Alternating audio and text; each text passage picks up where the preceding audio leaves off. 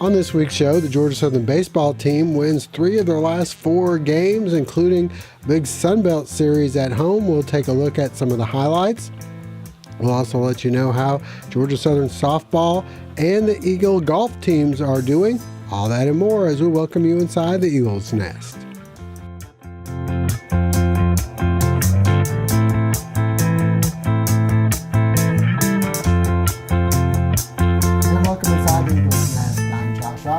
Being joined by Mike Anthony, Georgia Southern beat writer and sports editor for the Statesboro Herald. And Mike, Georgia Southern baseball team, it's been an up and down season.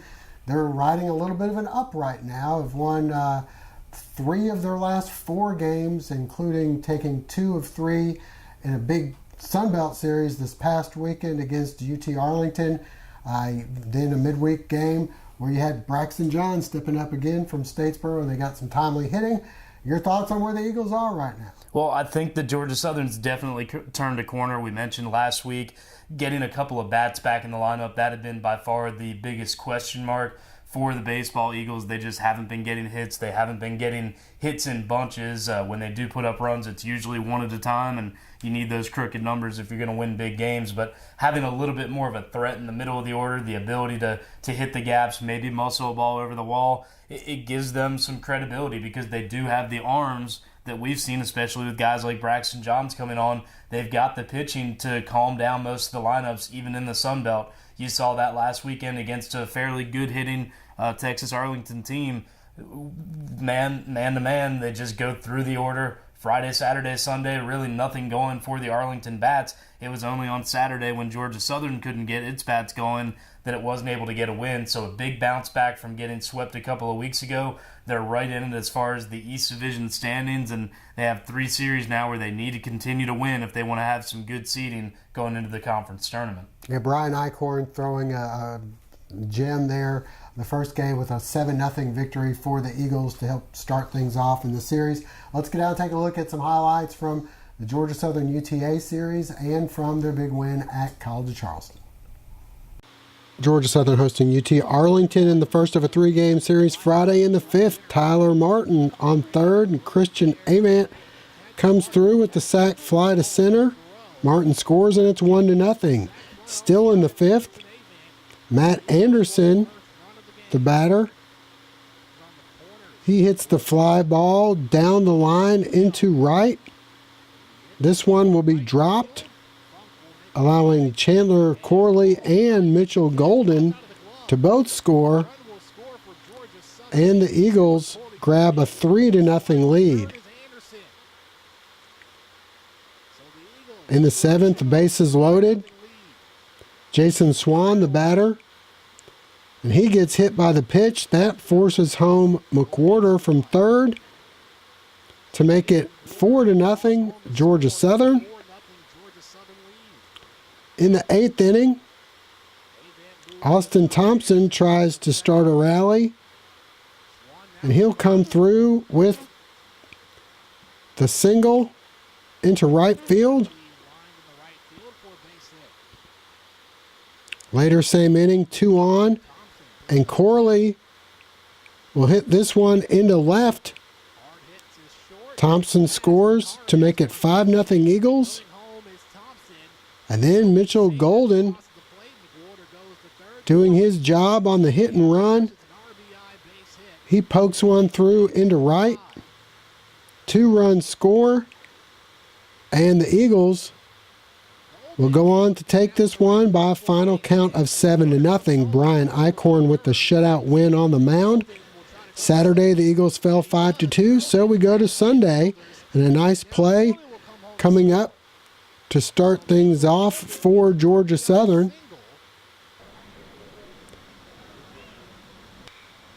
Good play by Mitchell Golden at third. The Eagles down 1-0 and start a rally in the 7th. Austin Thompson singles. Next up, Tyler Martin will single into left. McWhorter will follow that up. And he drives the double to left center.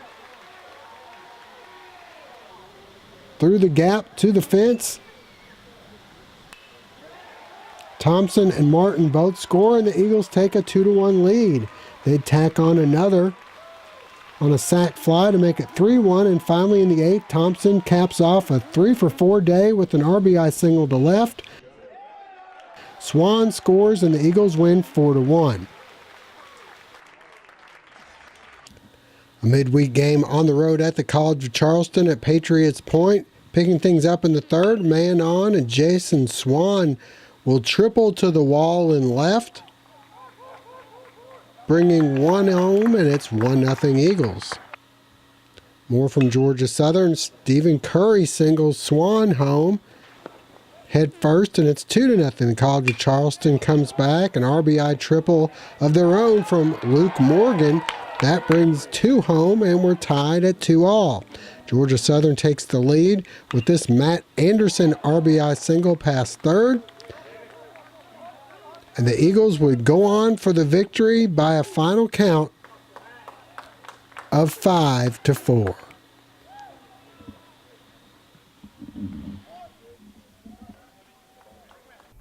So next up for the baseball Eagles, they'll be on the road coming up this weekend at Texas State. As for the softball team, they won 1 of 3, which I guess is a pretty good accomplishment with Lafayette being ranked 22nd. There are not too many teams that go into Lafayette, whether they're a Sun Belt team or any other conference team. There just aren't too many teams that can walk into a series there and come away with even 1 victory. So we mentioned the softball Eagles.